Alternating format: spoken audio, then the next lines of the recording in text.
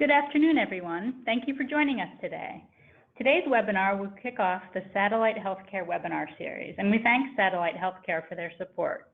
My name is Tamara Ruggiero, and I'm the Vice President of Communications and Marketing here at the American Kidney Fund.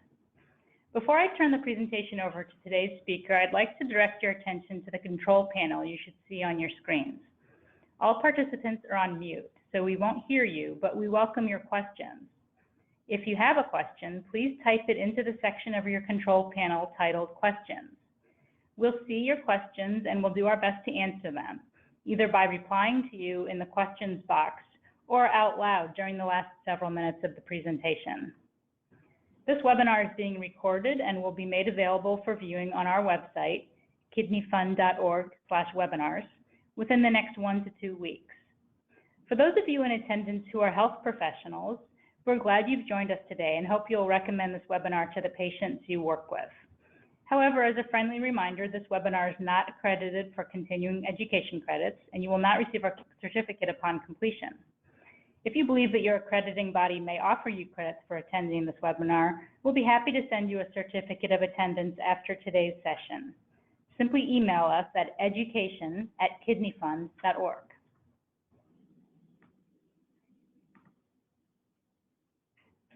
Now allow me to introduce today's speaker, Dr. Brigitte Schiller. Dr. Schiller leads Satellite Healthcare's quality and medical policy strategy and oversees the clinical strategy and development of satellite healthcare to improve patient outcomes. She directs the organization's applied research efforts and serves as Chief of Staff for medical directors and referring physicians. Dr. Schiller is recognized among the United States' most respected experts and researchers in the area of ESRD. Even with her well-earned accolades and industry awards, she retains a compassionate, individualized approach to patient care she developed during her training in Europe and the US, as well as a private practice nephrologist and primary care physician. Dr. Schiller also serves as a consulting clinical associate professor in the Division of Nephrology at Stanford University, and is frequently invited to present at national and international meetings. Thank you, Dr. Schiller, for joining us. Before we get started, I'd like to make one more announcement. Dr. Schiller will be sharing videos with us today, and in order to hear these videos, you must use the audio on your computer. If you're already listening to the webinar through your computer, then you should be all set. For those who've dialed in through your phone, please make sure your computer's audio is also turned on so you can hear the videos. And without further ado, I will now turn the presentation over to Dr. Schiller. Thank you very much, Tamara, and good afternoon, and thank you all for joining us today. I'm talking to you from San Jose, California, so it's still morning where we are. I'm glad that you join us, and I hope that we can have a good discussion about individualized ESRD care and humanizing dialysis. Next slide, please. We all have stories to tell, and I thought I'm starting off by talking a little bit more about my story. Next slide. I know that you already know that I'm a nephrologist, but I'm speaking to you as a person, and this person is also a wife, married for 20 plus years now. I'm the mother of 2 boys, a 14-year-old and a 20-year-old. And in my free time, which I don't have that much, but that's true for many people, I like to work out, listen to music. On weekends, I cook and enjoy time in the garden. And when we go on vacation, the nicest thing for me these days is traveling with my family. So why do I tell this about you? I have learned in my practice, both as a practicing physician, but also now in my role as an administrative physician, trying to help the patients who trust us with their life at Satellite to provide the best possible patient care and patient experience, that we as individuals are very similar. Next slide, please. We all have stories and we all have dreams, and each patient has a story to tell. And the beauty of being a physician and working in healthcare is really to hear these stories and then to adapt and provide the best care possible that fits that patient's story. As you can see here, patients love to go for outings, like on a post-Memorial Day week. Obviously, that's what we remember. Annette, one of the patients you're going to meet later on, loves gardening. Other patients like to travel. Next slide, please. We have all dreams, and our dreams are not very different in terms of that we like to be recognized, we like to be loved, and we like to be around the people who care and love us. You see here one of the patients who got during the dialysis treatments, per modern technology, whatever, Facebook, Instagram, the picture of his newborn grandchild.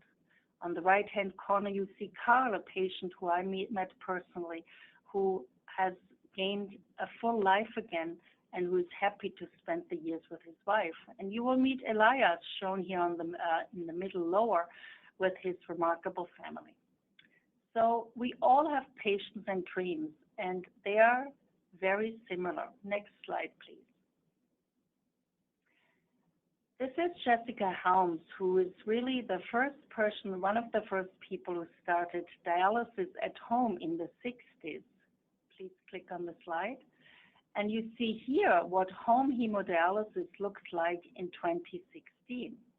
These are patients who, through technology, have been able to take a small machine, you see that here, to go home with, versus the more older technology now, but nonetheless doable. So this is not a talk about technology, but a talk about how patients can individualize and live their dreams by doing home hemodialysis. Next click.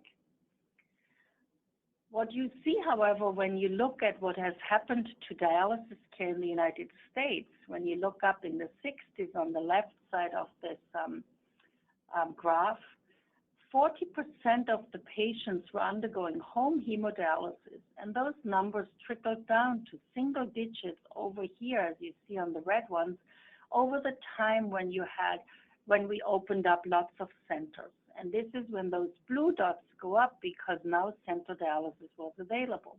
And this was a wonderful way for us to provide good dialysis care to many more patients than we might have ever anticipated. The green triangles show how peritoneal dialysis came in the 80s and then went up to, at the highest in the 90s, 16% in the United States, and coming down lower. So as you can see, we have really three modality options: home hemodialysis, peritoneal dialysis, and in-center hemodialysis. And of course, transplantation is the gold standard that we all hope for as many patients as possible. Next slide. What we have, however, right now in the United States is that the majority of our patients undergo hemodialysis in center 3 times a week. These are about 89% of patients who undergo center in hemodialysis. We have about 10% now who undergo peritoneal dialysis, and slightly 1.5 to 2% who undergo home hemodialysis. Next slide. When we look up how many patients start every year on dialysis, we can see that it's more than 100,000 patients. And when you look at these slides on the x-axis, you see the years starting in 1996 all the way to 2014. What we see in the dashed black one is everybody who needs to go on dialysis in that year. And as you can see, the numbers are slightly climbing. It's almost 125,000 patients now. The blue line shows the amount of these patients who undergo center hemodialysis. So these are patients new to dialysis in any given year. What you see below then is on the yellow slide, you see that about 10,000 patients each year, 8 to 10,000 patients each year, start on peritoneal dialysis. Next slide. So let's explore that. 90% of the patients each year who start dialysis, actually more than 90%, are starting center hemodialysis. Does that mean that 90% of all people on this call would all make the same decision about a life-saving therapy? We're all equal, and therefore we're all the same. We would all choose the same treatment. Are there really only 10% among us on this phone call who may benefit from alternative therapies. In the new technology and times of emojis, I'm showing my emotional expression with, I actually don't think so. Next slide. I think it's unlikely that we're all the same and that one therapy allows us all to live the kind of life we're hoping and dreaming for. Next slide. So what is the purpose of dialysis? This is really for the patients to define, not for us, the healthcare providers. And when we listen to patients, what they tell us is that dialysis allows me to live, and I'm looking for the best quality of life possible. Next slide. We talk a lot about quality care, and quality is important not only in dialysis, in healthcare, it's important everywhere. When we go in a service industry, we expect quality, especially in healthcare. Standard of care is not good enough. It has to be high quality care. When we look at quality on the left side, I put up a pyramid which we describe as the quality pyramid published by Alan Nissenson. And you all have heard, if you're on dialysis, hemoglobins, K2/V, interdialytic weight gain, PTH, calcium phosphate. And the way we think about these are the fundamentals that we need to do when we do dialysis. Then there's more complex approach to quality care, and that includes that we want to make sure that you have the right medications, that they don't interfere with each other, that we look after your fluid overload, that we prevent that there is cardiovascular disease progressing faster than necessary, that we prevent infections to happen, that we look up that there can't be some other comorbid conditions like depression that we need to look up, that we need to make sure that foot checks are done for diabetic patients to prevent any amputations. So these are more complex programs and can't just be tested for with a lab value. But then when we look at what is our care actually effective, then we look at other metrics and we look up how long do patients live with this disease, because that's the ultimate metric. We do dialysis to prevent death. And how often can we prevent from patients to go to the hospital and to really have an acceptable and in fact uplifting experience when they go for dialysis? While nobody wants to undergo dialysis, we all understand this.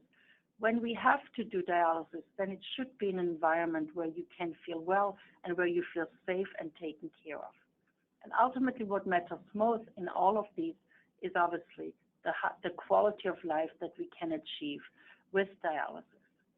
And I've put this up here with Maslow's hierarchy of needs, which is something everybody in healthcare is actually at some stage exposed to. And that very much has similarities with the quality metrics. We need physiological balance. Obviously, we need to eat and drink and sleep. We're all looking for safety. In a peaceful world, we're all safer than in a world full of violence. We want to belong to a community and we want to be loved. And finally, we develop self-esteem and we determine ourselves who we are and what we would like to do, what's our purpose in life. And so this is very comparable to how we define highest quality care. And highest quality care is providing safety, providing good care that patients and people like us can actually live their purpose of life. Next slide, please. In fact, Laurie Hartwell, who I had the pleasure with to meet in person last week, has just published in AJKD a way of describing what this Maslow's hierarchy of needs actually means for dialysis patients, and I would encourage you to read this more. I was very encouraged to hear this from her and see that our comparison of quality care and the needs of every individual patient are very aligned. Next slide, please.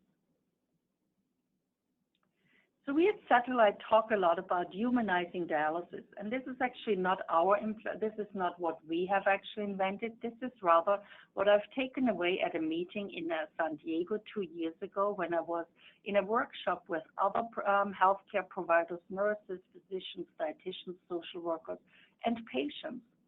And I was most intrigued about a comment by Disha, who I quote here, who said when she was asked, what is important for you when you go on dialysis. How do you measure dialysis? And she, to my surprise, talked about that she is talking about to get adequate dialysis. And when she explained what that means, she said, adequate dialysis means dialysis to make me feel as normal as I can. For doctors, it's a reduction ratio. And it set off for us here at Satellite a way of that we really need to think this way. Instead of thinking about how much BUN, how much toxins, how much fluid have we removed, how much did whatever we do allow our patients to live a life that makes them feel as normal as possible. And that's what we consider humanizing dialysis, to provide dialysis care so that you can live a life as normal as possible. Next slide, please. For that, we need to acknowledge first that dialysis is not all equal. There are different ways of doing dialysis, and we need to acknowledge this, and I will have patients talk to that effect in their videos. Next slide, please. This slide shows you real patients, many of whom I've met personally, who have dreams and hopes just like we do, who go to college to finalize a degree, who are professionals, who want to play with their grandchildren, who go on vacations, who meet with each other, who go and do their life as possible. Next, if you click one more time.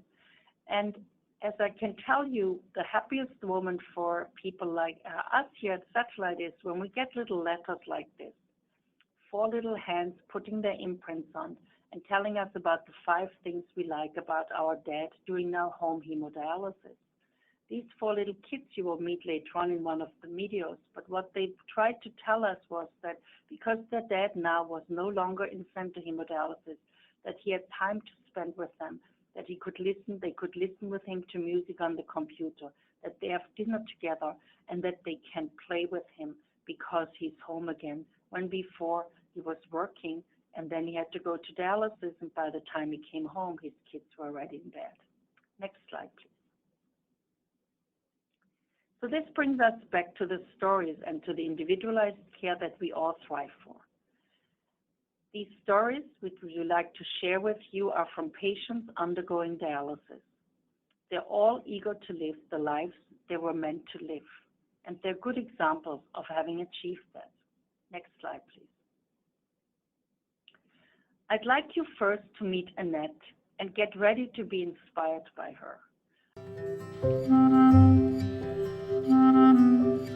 I'm a mother. I have 3 grown sons who are 50, almost 49, and almost 36. I'm a wife. I'm a genealogist, a gardener. I like to dance, but not as much as my husband, who loves to dance. We love music a lot. We love movies. We love sci-fi. I have a hereditary disease called Alport syndrome. So I have it, my oldest son has it, my grandmother had it. It is a defect of the collagen molecule. The kidneys just kind of fall apart because the collagen, they don't hold together.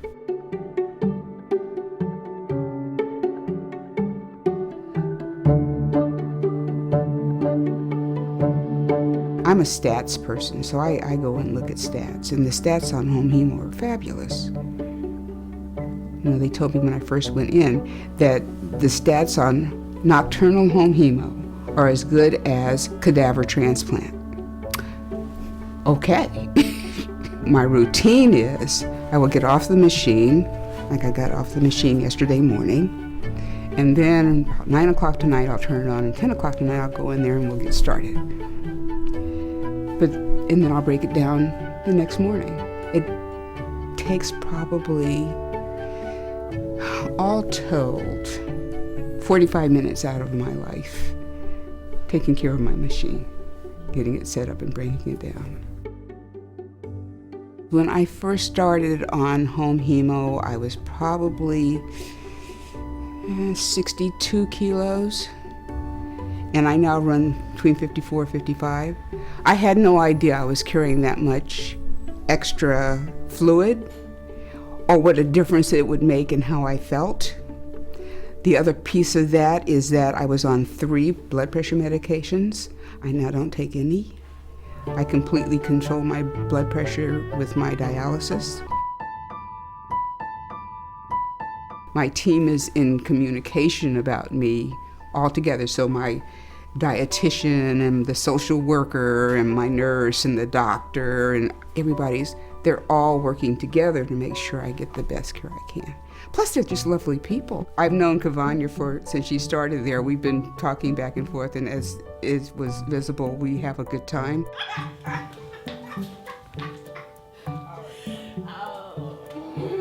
They'll come back there sometimes and say, "You guys are having way too much fun. You got to stop."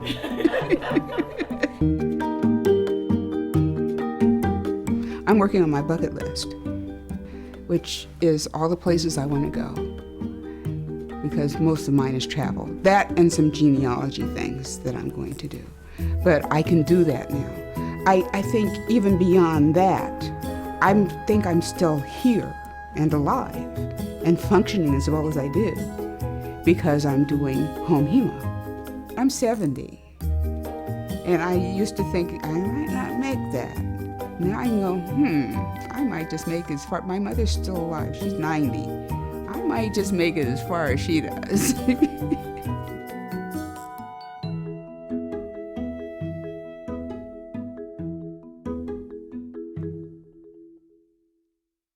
Thank you for showing us Annette's video. I must say, on difficult days, I watch these videos to just see why we're working and what we're trying to achieve. Helping our patients to live their best life possible, being able and energetic enough to do what they like to do. We all have good days and bad days, but if the bad days outnumber us, then we may have to look up if the modality and the way we are undergoing dialysis care really appropriate for us. What Annette tells in this story is there's a cycle of chronic kidney disease, and she is obviously looking for coordination of care and recognizes that there is a best modality at a time. In fact, when I speak to Annette, she will tell me that she was not pleased at all when she was told that she needs to go off peritoneal dialysis because her peritoneal membrane had reached its limit. But then she was helped to go on home hemodialysis, and as you've all heard now, she's doing extremely well. So tailoring our care to the needs of the patient and enable them to do what's important for them, that is what we mean with individualized ESRD care, and that is what I hope you all receive wherever you are in the country. Next slide, please. Individualized ESRD care means one patient at a time, and Annette tells us that she has hope. And the gentleman in the lower left corner here, he has hope. There is a new grandchild, and he's undergoing hemodialysis in center, and he's doing well with this. The gentleman on the upper right side is undergoing peritoneal dialysis, and I've just met him a week ago, and he's looking forward to having a transplant at some stage. And meanwhile, he's energetic enough to still play frisbee with his girlfriend. And we'll talk about Elias on the left upper corner later on. Next slide, please. I'd like you to meet now Patrick, and if we can start the video now. I was born in England, in Bristol, eventually come to the States, and that's where I met my wife in San Francisco at a party. Days later we were married. In '83 we came out here, and I got a job with AMD. I go to the gym every day of the 4 days that I'm off. Spend about an hour and a half there doing cardio and stuff. I've been doing that since I was 45, and it certainly paid off, both mentally and physically. I've taken up a hobby of watch repair and clock repair. I like fiddling with mechanical things, so I can pull a clock apart, take it to bits, clean it and put it back together, and the thing works better than it did before. I've been having problems with blood pressure for the last 7 years. Several different doctors, they've been trying different methods to get the blood pressure down, and not really much of it's been working until they did a urinalysis of me, and with the blood analysis they found out that my kidneys weren't delivering or weren't filtering enough he told me, he said, well, look, this is an end game on this one because, it's not going to get better. There are no drugs for it, but we can just treat the symptoms and hold you as your kidneys slowly fail. I had 2 sessions in the hospital to start on hemo, several times a week, 3 or 4 hour sessions, and that was quite bothersome because you were stuck there. Your life was actually centered around that, and it shouldn't be. Going on peritoneal dialysis, you hook up before you go to bed, you sleep, you wake up, you unhook. You've got the rest of the day to do exactly what you want to do. I feel good in the mornings when I get up and I'm ready to go, and I know I've got the whole day. In fact, my blood pressure's gone back to normal. My health is good. I have no joint pain. In fact, that was the interesting part about it, that during the period my kidneys were failing really badly, all my joints in my body were aching. And I could, I found getting up out of a chair and I like an old man. And as soon as I got onto dialysis, it all went away. It just disappeared. Absolutely disappeared. They certainly do want to get to know you, and it's made it a pleasurable visit when I go there. I mean, it's always fun. Oh, I missed you. You did. It's given me a lot of freedom and to live the life that I want to. I can travel. I've been to Europe with my dialysis machine, spent 3 weeks with my sister. I'm on a waiting list for a new kidney up at Stanford. I've been accepted into their program. I've been 2.5 years on the waiting list. And I think I can survive with the PD for 8 years.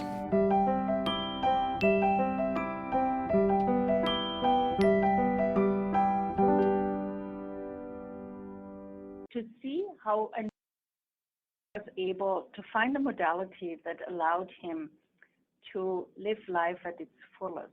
And I would really like us to embrace this idea that this is why we do dialysis, and this is what we wish for our patients to be able to achieve while undergoing dialysis. Next slide, please. It's important for that to happen to have enough education. What we hear often is that patients look for home dialysis opportunities, but then they're kind of intimidated. Who wouldn't be, independent if you do peritoneal or home hemodialysis, to take a medical treatment to home and do it by yourself when in a center there are professionals to do it. But that education needs to really ensure that the patient feels comfortable to be able to do the home therapies so that they can live the life they're hoping for. Next slide. We have come a very long way. On the left side, you see here in 1961 what dialysis looked like. This is Clyde Shields, the very first patient who underwent dialysis with his wife. And I often think about them, of what it must have been like, what an incredible pressure and stress it must have been to know that you had a disease, that there was no treatment, but there was an experimental treatment one could try. And Mr. Shields lived actually for 11 years with hemodialysis. And it was obviously technology-wise, as you can see on a black and white picture, technology that we certainly have improved significantly since. Home hemodialysis looks now like on the right side, Elias and his family, and as you can see here, before I showed you 4 little hands, and now you see there's actually another little one, so that little one wasn't born when we got that beautiful card. Next slide, please.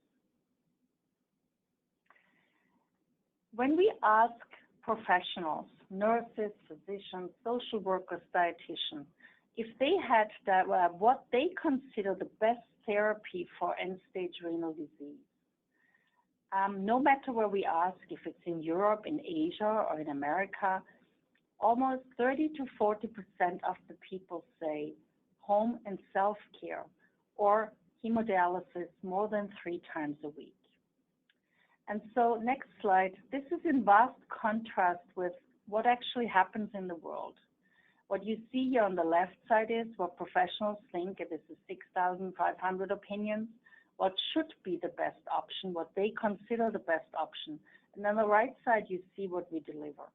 So there is a vast dominance of in-center hemodialysis, when in fact we think that like people, there is so much individuality, and so there should be also individuality in the treatment options. Next slide, please.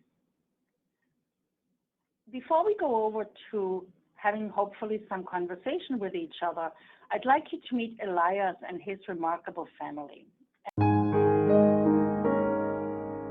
I already accumulated about, I would say, 40 to 50 pounds of fluid because it wasn't all coming out the way it should. So that was very uncomfortable, and at times I couldn't even breathe because all my internal organs were just like floating in fluids. It was really weird. It took about a good 6 months to get to a proper dry weight, and eating habits started coming back. And for you to be able to do this at home, it really gives you your part of your life back. Because we can just pick up and go whenever we want. I got a couple weeks supply in the garage. You know, if we want to pick up and go, let's go to Yosemite, anywhere. I'll pick up my supplies and we're off. I help my kids with their homework every day. They come in the room with me. We have dinner together, which before it was just maybe a couple days out of the week. My energy level is up, I would say, probably next thing best as getting a transplant. Having the energy to work all day and to travel like we do. Have our gatherings with friends and family. I'm able to be a better provider for my family now, and be able to keep up with them, you know, day to day. A lot of people that are in center always ask the question, how's your intimate life? I say, you know what, my intimate life is great. I say, you know, we've just had another child, and you don't see that a lot in dialysis patients. I think it's a life-changing experience for me, and I think a lot of people would benefit from it.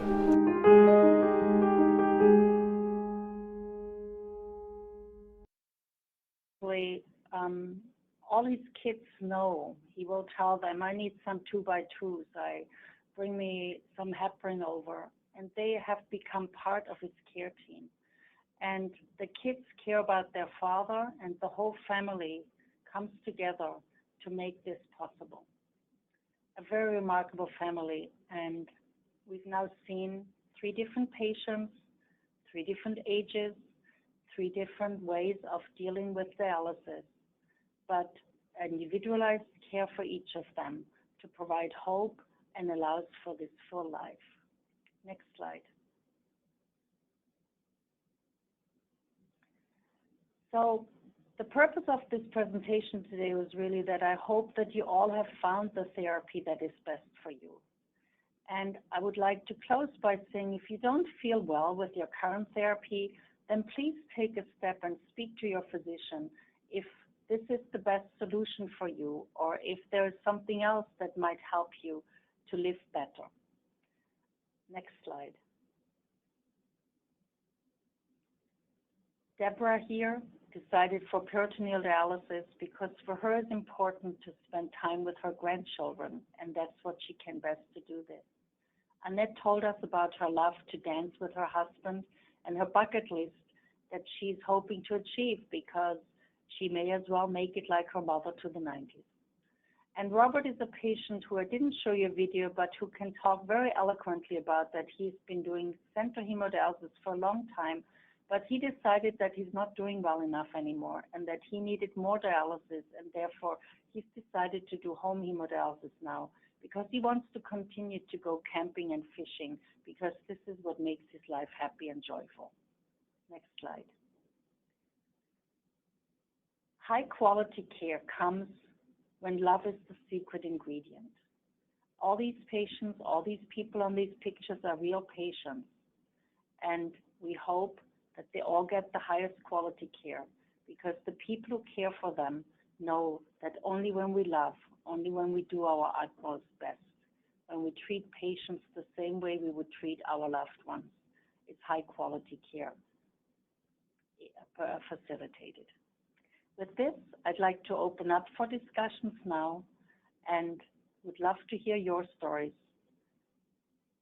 and hear about the individualized care that you get, one patient at a time. Thank you very much. Thank you again, Dr. Schiller, for joining us and for leading such an excellent webinar. At this time, I'll ask you to answer a few questions we've received over the course of the webinar. These questions are from both patients and from renal care professionals. So the first question we have is from a patient who asks, home dialysis was never explained as an option to me. What are some important points to be aware of? It seems like a lot of work. Yes, so I'm sorry to hear that you were not told about home hemodialysis. So home dialysis comes in two ways. You can do peritoneal dialysis, which requires a catheter to be put in your belly, which we then put fluid into your abdomen, either during the day, which gets exchanged 4 times a day, once in the morning, once around lunchtime, again for dinner, and then before you go to bed. Or you can get connected to a cycler machine at night, and the cycler has fluid exchanged in your belly. Your peritoneum, which is the lining of your abdominal cavity, serves as the dialysis membrane and allows the toxins to go into the fluid, which we then drain, and to also take fluid off. And then we put fresh fluid in to take more toxins out. I think we need to definitely consider that it will be needing some time for you to do this. But I think when you look up how much time you will be spending by going to the dialysis unit, driving back and forth, that comes with time as well. The main message that I would like to give is that home dialysis is an opportunity to have more freedom, to be more in control, and to do it at your own timing.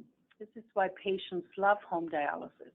If somebody does do well with 3-center-a-week hemodialysis, doesn't feel drained, has energy right after they leave dialysis, then you're probably well off with doing center hemodialysis.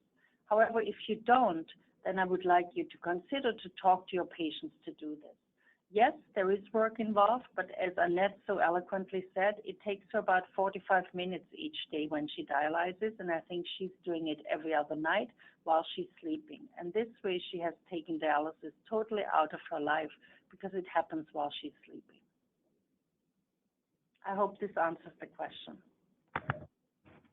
Thank you. The next question is also from a patient who asks, if I choose to stick with in-center hemodialysis, how can I find time to make my life more fulfilling and do the activities I enjoy? I'm usually very tired after treatment. Yes, thank you for this question. Being tired after the treatment is a frequent side effect in dialysis, and I would like you to sort of estimate a little bit for yourself how long it takes you to recover from dialysis. How many hours? We've actually looked into this, and we recognize that about 1/3 of our patients are taking more than 6 hours to recover. And if you think about it takes you 6 hours after the treatment or longer to recover, then really the dialysis days are sort of gone. They're no longer your days. It's dialysis that takes over that day. What we know from the data, not only from these 3 patients that I've shown you the stories, the videos of, but from data we see that when patients switch to longer dialysis treatment times or more frequent hemodialysis, that this dialysis recovery time is minimized. And this is another answer to the former question we had with respect to how much work it is. If it takes off that recovery time, then you're actually gaining. We have about 40% to 50% of our patients who recover from dialysis within 2 hours. So my personal feeling about that would be that if it takes you more than 2 hours to recover after dialysis, then you might want to look into other options. Dialysis treatments can be more draining when there's a lot of fluid that needs to be taken off, but we have some data which we will publish that sometimes patients have less dialysis recovery time when the blood flow rate is a little bit lower. So there are ways of dealing with this, but definitely one of the big reasons why to consider home dialysis, both PD and home hemodialysis, is if your dialysis recovery time, that feeling drained and tired, is unacceptably long for you, because that's often the case. And I think Patrick in his video said that too, that he felt very, very tired when he did center hemodialysis, and that he does never have that feeling since he's been doing peritoneal dialysis. Great, thank you. The next question we received is, does Dr. Schiller agree that the longevity for patients on home hemo is the same as for cadaver transplant patients? Yes, I do. And in fact, we show this study to our patients. There has been a study, and you can look at that in many different ways. It's not a randomized controlled trial. It is just looking retrospectively at patients from Canada and the United States and looking at how the longevity is with transplant and home hemodialysis. And it is very comparable. And when you think, in fact, and this is why I had my slide in there, dialysis is not all equal. And the best outcomes we clearly get with transplant, and this is why everybody who is able to undergo surgery for transplant should go on the transplant list. But if you don't have the option for transplant, and even when you are waiting for transplant, the best way to stay as healthy as possible is indeed with more frequent dialysis.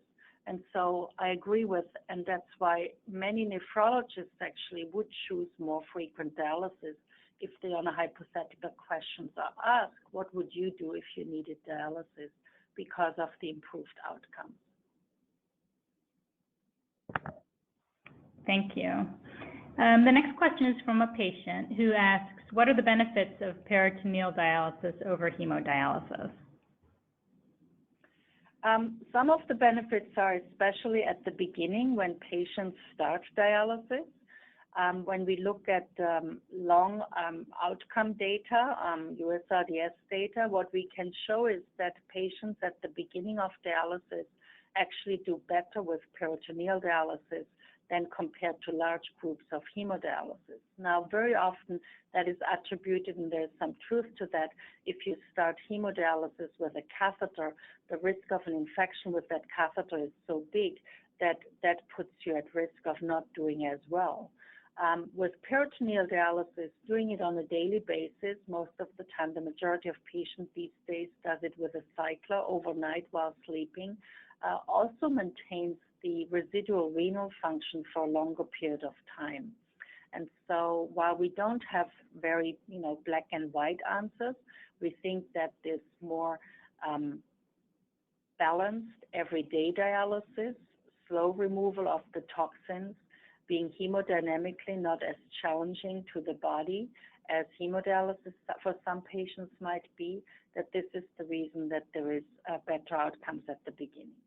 So peritoneal dialysis as an initial therapy is very much to be considered by any patient. Thank you. Next question is also from a patient who asks, the patients in the videos all had the support of their families.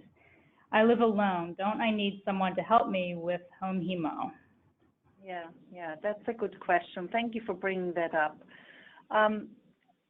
I'll go to two. I have two parts to this as an answer. One is we have learned from other countries that home hemodialysis and peritoneal dialysis are both possible to be done at home, even if you are alone.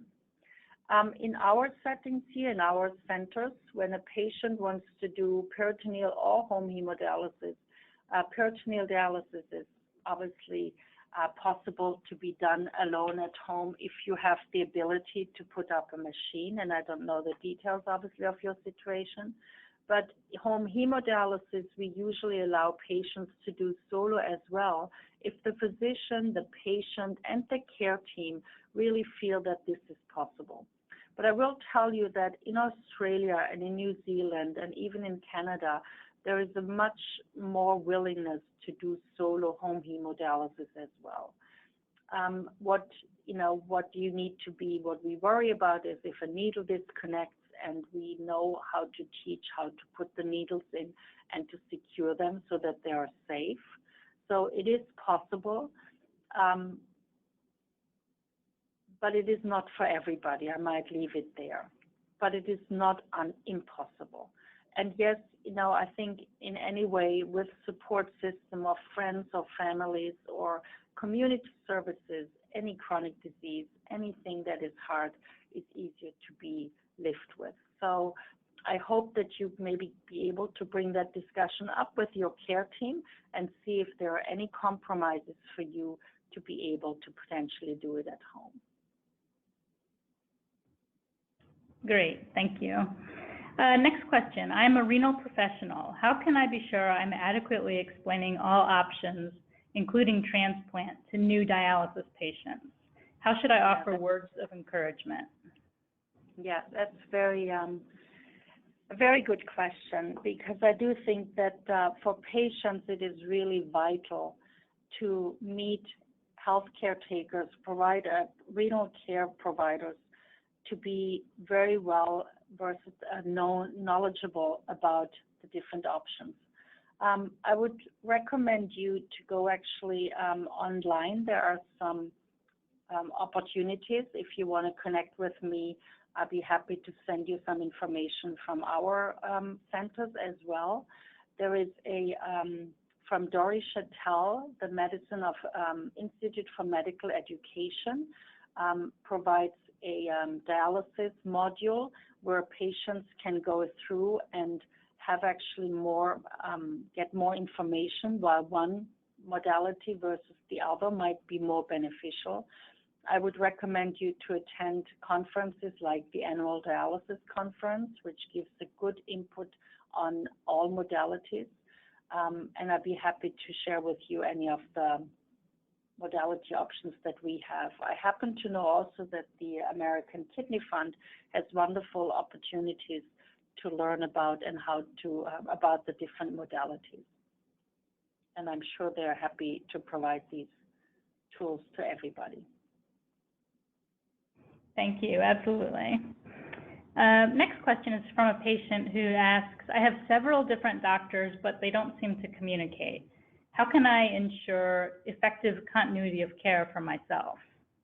Yeah, that's a frequent issue. Unfortunately, I hear your concerns. I may not have a solution for this other than to say, stand up for yourself and insist on your caretakers to talk to each other. You may need to get somebody allied, one of the physicians, to become your ally. Try out with the nephrologist first. Explain your concerns and tell them that you feel that this is fragmented and that this does not make you feel safe. This is why it's so important that the patient voice is heard. Your physician needs to be your advocate. And if your information from one physician does not get to the other, when I was in private practice, I actually recommended my patients always to start a binder and to get from every physician whatever information they had been given them during that visit.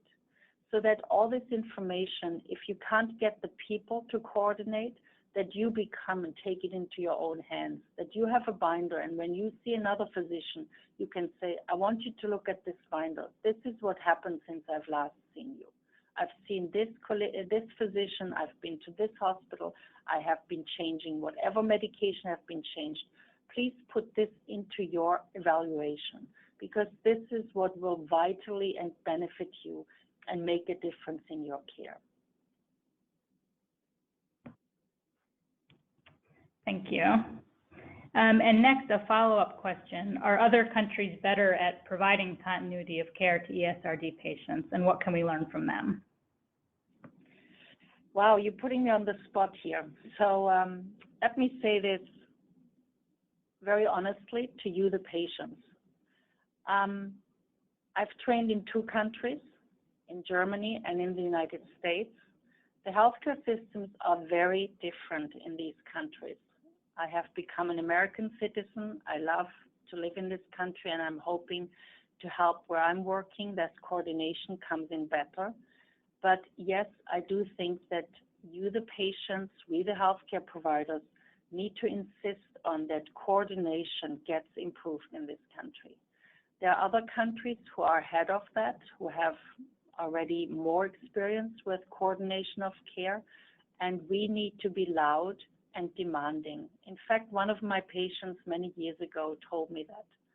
Tell the people, and then this is the United States of America, the people will ask for it. So I would encourage you, the patients, you, all the renal caretakers, to insist that we all together put our energy and knowledge together to create a system that is less fragmented and that helps patients not to have painfully try to get all the information, but that this information is always readily available for the people who need to make the best decisions for our patients. You have my advocacy for it. I will be loud about it. Thank you. Next question. This question says, I am a new dialysis patient and this is overwhelming. You said transplant is the best treatment option. What would improve my chances for a transplant? Yes, I so understand that it's overwhelming. And again, while I cannot take that away from you, I would like you to know what I have told all of my patients. Take it one day at a time and know that you will adapt. It's really, really hard to adapt to such a change in life, that you know that the kidneys don't do it by themselves anymore and you need an artificial kidney, in your case, peritoneal dialysis, and hoping for a transplant. The best way to get a transplant is to ensure that you are now talking to your caretakers and say, how do I get on the transplant list? Reach out to AKF and help. They will have other education tools as well. But your care team is the one, your nephrologist, and wherever you do where you undergo dialysis, can help you to get all the tests done so that you end up on the transplant list as fast as possible. There are some blood tests to be done. There are some imaging tests that need to be done. The faster you have all this done and all these results are transferred to your transplant center, the better. You might want to look in the allocation of transplant has changed. Where I live, the average waiting time is unfortunately 6 to 8 years. There are other states where it's a little bit lower, so you might want to look into if you live in a state where the waiting time is lower, or if there's an opportunity that you actually go on a transplant list in another state. I'm not completely familiar with the current allocation system, but I'm sure AKF can help you with this. But for now, as you start dialysis, give yourself time to feel comfortable and to get used to this new normal, but make sure that all the tests that are needed to get onto the transplant list are done as soon as possible. The new system, I believe, has actually allowed you to accrue waiting time on day one when you started dialysis. So whenever you started, your clock to be on that wait list has already started, and that's in your favor. Great, thank you. We have time for just one more question. And this question says, my husband is on dialysis and struggling with depression. How can I help him feel better about his treatments? And are there ways I can motivate him to be more active? Yes, thank you for this question and for the concern. Depression is actually a not so rare thing on dialysis. In fact, we know that about 25% of our patients are depressed, and that requires further workup. I would recommend you to see if your social worker can get you in communication with some community services that can help. Cognitive behavioral therapy has been shown in dialysis patients to help.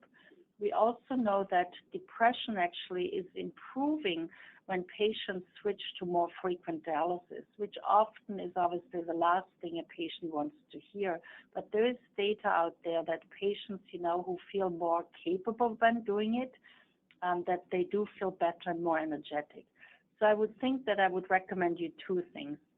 Talk to your nephrologist and see if your husband is getting enough dialysis to feel energetic. I have seen patients who switch over to nocturnal dialysis 3 times a week in the center. If that is available, I've seen some patients to do remarkably better when they dialyze longer. Their dialysis recovery time is decreased through that as well. Once a patient feels better again, more energetic, some of the depressive symptoms may improve as well.